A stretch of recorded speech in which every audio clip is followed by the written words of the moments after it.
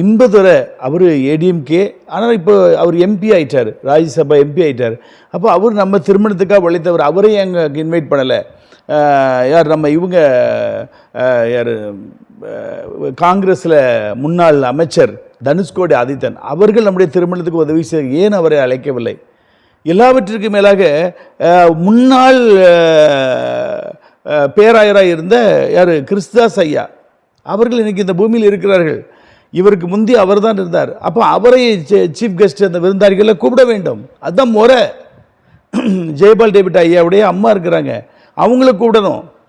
அப்போது இந்த திருச்சபைக்காக உழைத்தவர்கள், பாடுபட்டவர்கள், சர்வீஸ் செய்தவர்களை நீங்கள் கனப்படுத்த வேண்டும். அதை விட்டு ஒரு திமுகவில் உள்ள மேயர், துணை மேயர், எம்எல்ஏக்களை மாத்திரம் கூப்பிடுவது எந்த வகையில் சரியானது? இதைத்தான் இன்றைக்கு மக்கள் முகஞ்சொலிக்கிறார்கள், பர்னபாஸை குறித்து முகஞ்சொலிக்கிறார்கள். அதனால் நான் திரும்பவும் சொல்லுகிறேன், பாஸ்கர் கனகராஜ் ஐயா, நீங்கள் எப்படி ஆகிலும் யார் நம்ம பிஷப் கிறிஸ்துதாஸ் அவர்களை நீங்கள் இன்விடேஷனில் சிறப்பு விருந்தினராக நீங்கள் கௌரவப்படுத்தணும். இன்னும் ஒரு 4 நாள் இருக்குது, 26ஆம் தேதி கண்டிப்பாக நீங்கள் செய்ய வேண்டும். இது செஞ்சால் தான் உங்களுக்கு ஆசீர்வாதம் வரும். அதே போல் ஜெயபால் டேவிட் ஐயாவுடைய அம்மா இருக்கிறாங்க, அவங்கள கூப்பிட்டு நீங்கள் கனப்படுத்துங்க. 200 ஆண்டு விழாவை கொண்டாடும் பொழுது இவர்கள்லாம் அதில் பங்கு பெற்றவர்கள் அல்லவா? அந்த ஒரு குறிப்பிட்ட தரப்பு அரசியல்வாதியை கூப்பிடாமல் எல்லாரையும் அனைத்து கூப்பிடுங்க.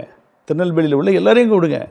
நயினா நாகேந்திரன் கூட கூப்பிடலாம். அவர் நம்ம கிறிஸ்தவத்துக்கு, அவர் இன்றைக்கு பிஜேபியில் இருக்கிறார், ஆனால் அதுக்கு முன்னாடி கிறிஸ்தவத்துக்கு எவ்வளவோ உதவி செய்திருக்கிறார். அந்த எவ்வளவோ இந்த பிரச்சனைலாம் வந்தது, அதுக்கெல்லாம் அவர் நிறைய உதவி செய்தார். அந்த இது நம்ம சேவியர் காலையில் ஆலயம் இடிந்து விழுந்து அநேகர் இறந்து விட்டார்கள்.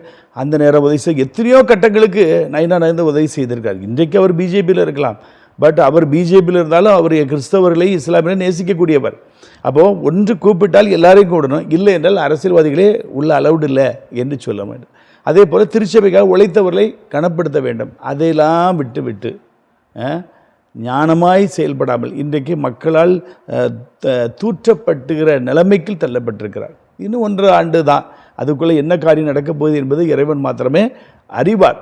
ஆகவே என்னுடைய அன்பு திருச்சபை பிள்ளைகள், எங்கள் எல்லாரும் நீங்கள் என்ன செய்யுங்க, ஆண்டவருக்கு நன்றி செலுத்துங்க. இந்த 200வது ஆண்டு தென்னிந்திய திருச்சபையில் தூய திருத்துவ பேராலயம் ஆரம்பித்து 200வது ஆண்டு, இது பெரிய ஒரு சகாப்தம். கிளாரிந்தாள் அம்மையால் தான் முதல்ல ஆலயத்தை கட்டினார்கள். இப்படிப்பட்ட ஒரு நன்மையான காரியங்களை செய்தவர்களை நினைவு கூறுவதற்கு இது ஒரு நல்ல நேரம். இது நம்ம எல்லாரும் சேர்ந்து ஜெபித்து இந்த செலிப்ரேஷனை நம்ம கொண்டாடுவோம். அதே போல் இன்னும் அநேக நன்மையான காரியங்களை கர்த்தர் செய்ய ஆரம்பிப்பார்.